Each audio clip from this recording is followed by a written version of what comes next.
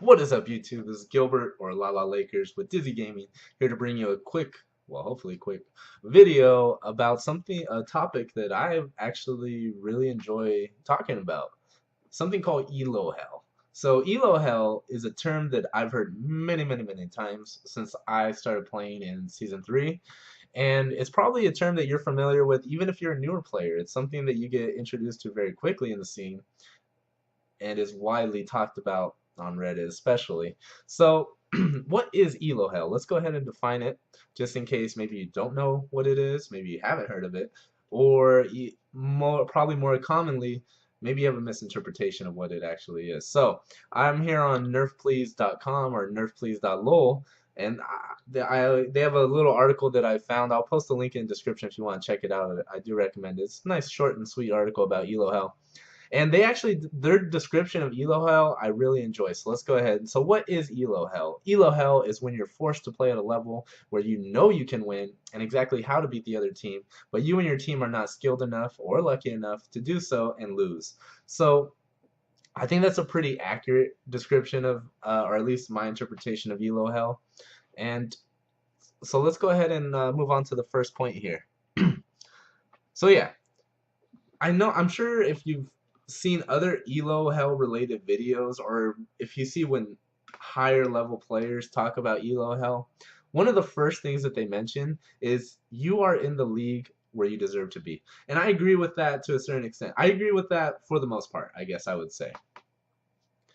Riot's system, they have the little divisions, I guess you can say, with the subdivisions. You got bronze, silver, gold, plat, diamond, master, challenger, and then each of the first like 5 divisions have one diamond, 1, 2, 3, 4, 5, etc.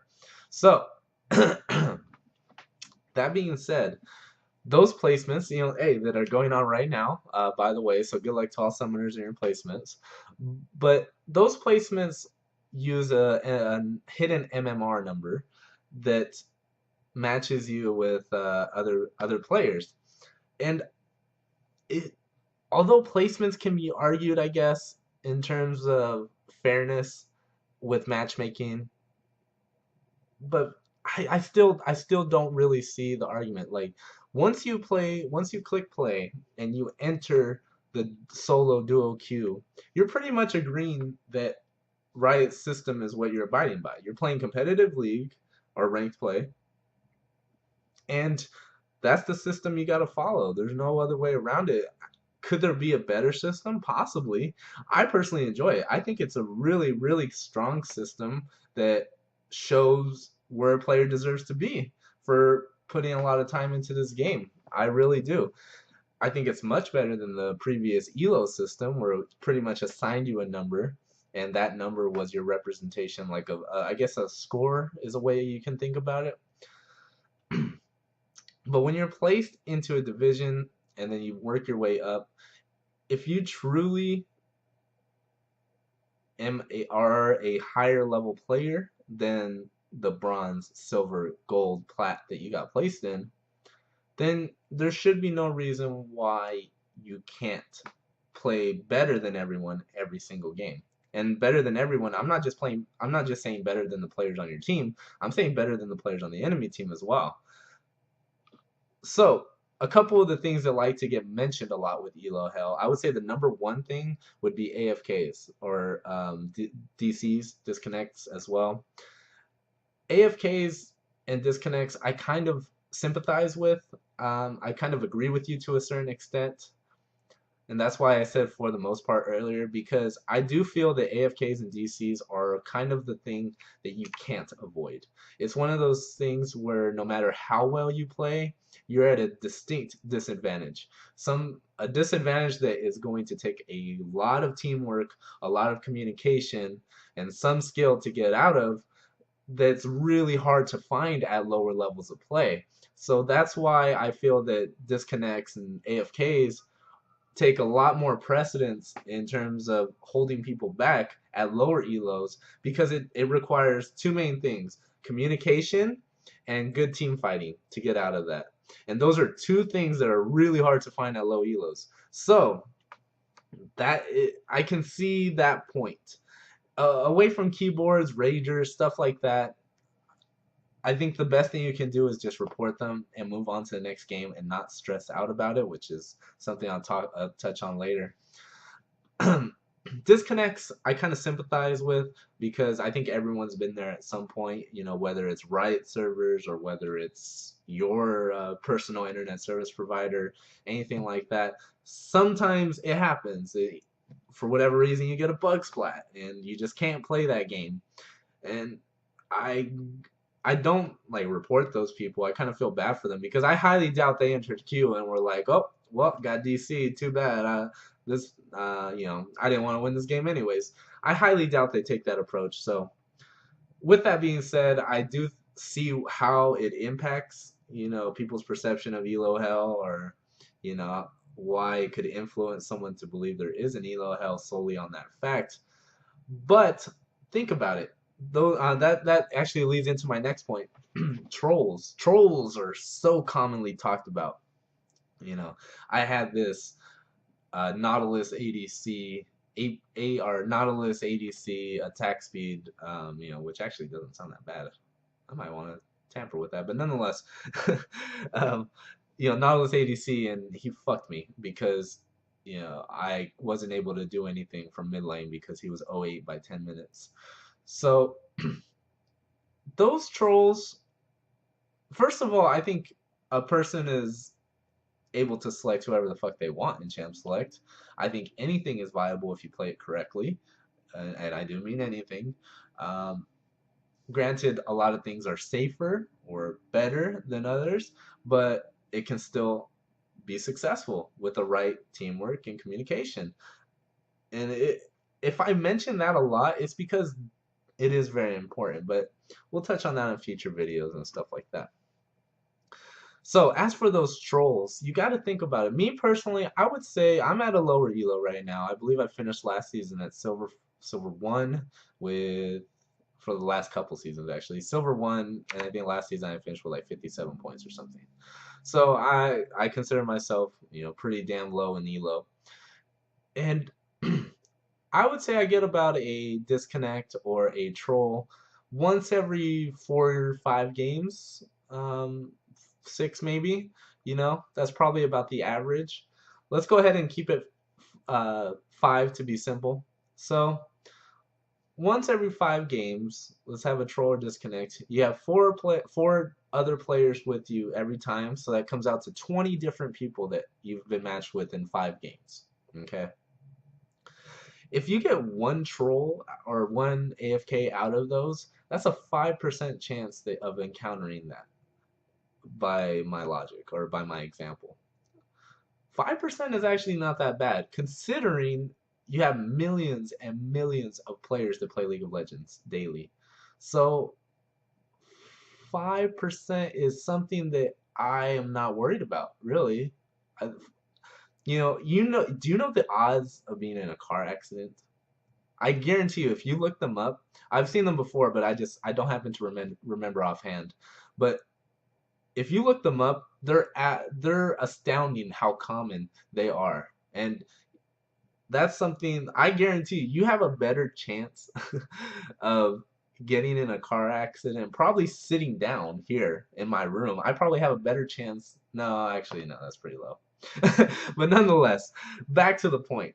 Uh, you know, 5% is not something that you should worry about, not something that you should stress out about, be paranoid about. You know, some people do get worried. You know, they say they don't play ranked because of the trolls and the AFKs. Well, if you're encountering them, let's say my example is low. Let's say people encounter it once every 3 games or so forth. You know, 10% of the time, 20% of the time. Even if you go up to those pretty big numbers, that's still a low amount. 20% of the time, a troll is not something that you can't climb yourself out of, not something that you can't carry. I've seen teams win 4v5s. I've seen teams win with Zyra jungle. You know, it happens. It can happen, but you have to have the right mind frame and you have to have the right mentality and approach to it. And that can't happen if you're just sitting there pre-game lobby raging because someone doesn't agree with your meta, or someone says they are going to troll. So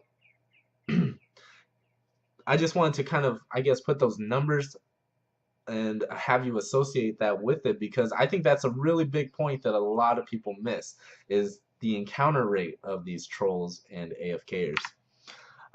So the next point I have here is yeah, number don't feed the trolls. Okay, so once again, talking about the trolls, once you're in a game and you're with a so-called troll, don't encourage them, don't argue with them.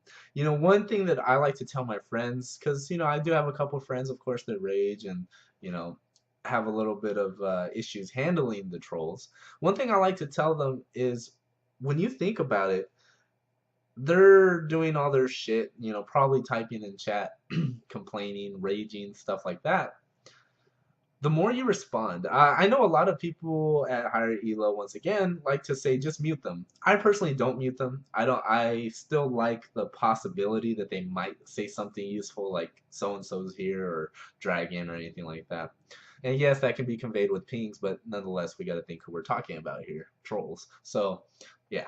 But nonetheless, a lot of people do mute them. If that works for you, hey, all power to you.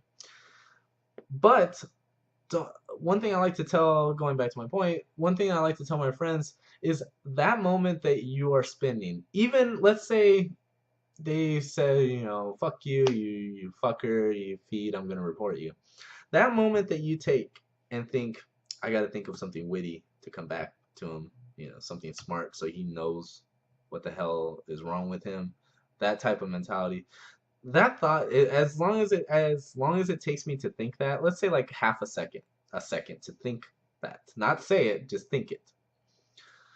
That's a lot in League of Legends. That really is. There's a lot of shit that can happen in a second. You can get probably aced in a second. I think I've seen it before on Reddit. You can probably get aced in a second in League of Legends. So that, instead of responding, putting your mind on dealing with the troll, put your mind on maybe warding. Put your mind on something that's actually going to help you reach your goal of winning that game. Um, I'm not saying it's wrong to think it. I think thinking it is totally fine. I know that there's plenty of people that I never ever ever want to be paired with again in duo queue. So I just want to pretty much say that thinking about responding to the troll is enough of a deterrent to impact your play. And that's something I think you should really, really be conscious about and try to avoid. So moving on to the last point here, we're already into a very long video that I did not want, but nonetheless, on to the last point. At the end of the game in ELO Hell, another recommendation that I would have is stop thinking. I know I have this problem a lot. Stop thinking about, oh, fuck, that Rumble was so bad. He was so bad. Did you see that flame spitter that he did that was in the opposite direction? He was facing the mountains in the background of the Summoner's Rift in top lane. Like, what are you doing? Okay, yes, that Rumble was probably bad. He shouldn't have probably played Rumble in ranked. Or he was having an off day, which a lot of people do have, believe it or not, pro players. Um, that being said, what have you accomplished with that statement? Think about it. You maybe made yourself feel a little bit better because you're probably a better Rumble than them. Yeah, I think that's about it, realistically. You maybe made them feel bad, if you consider that an accomplishment. But that's about it. So, outside of egotistical mentalities, I don't really see the purpose of it. Instead, how about this? How about after a game, you say, man, I really wish I would have warded earlier so the jungler didn't come at level 3 and gank. I should have known that they had a Lee Sin and we are vulnerable to an early level 3 gank bot lane. I think next game I'm going to focus on trying to ward a little bit earlier, be more aware of their jungler and when he's going to gank and that type of things. So yeah, next game I'm gonna work on that. that is actually something that can help you. That is something that you are going to remember. Whether, even if you think about it, I think I've heard this theory back when I was in school. Even if you think about it and then move on, it's still there. It was in your brain at some point. It's still subconsciously there.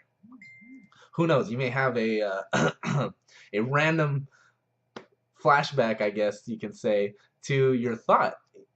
Next game, let's say you completely forgot what you were talking about after the previous game. You go eat or something, and you come back, and you say, and you're in lane, and you're support or something, and then you all of a sudden say, "Hey, wait! I remember last time Lee Sin fucked us by ganking us level 3. Why don't we just put a ward there this time? Let's play it safe." So that type of mentality I think is a good habit to get into, and it's something that I think is very small individually but leads to a lot of progressive steps to becoming a better player and climbing the ranked ladder. All right, you guys, so 16 minutes in, and I said this was going to be a short video. I'm a fucking liar. Well, nonetheless, you guys, I hope you guys and gals, I hope you enjoyed this video. um, it's something that I want to talk to. It's something that I think is really important right now because a lot of people do believe in ELO hell. I know I've met several of my friends and asked them, or we've touched on the topic, and they do believe in ELO hell. They feel that they're stuck in their division. I've heard it all the way from bronze to diamond. They're stuck in the division because of the other members of the division, when realistically the best way to get out of a division is changing what you can change, and that would be your play, your mindset, and your approach to ranked. So definitely, you guys, good luck in season 5. I look forward to seeing you guys on Summoner's Rift. And yeah, you guys, thanks for watching. Remember to like the video, comment down below if you have any questions, any suggestions for any types of videos, anything like that. Send me a message. You can hit me up on Twitter. I'll put the Twitter link in the description as well. And yeah, thanks again for watching. This is Gilbert. Stay competitive.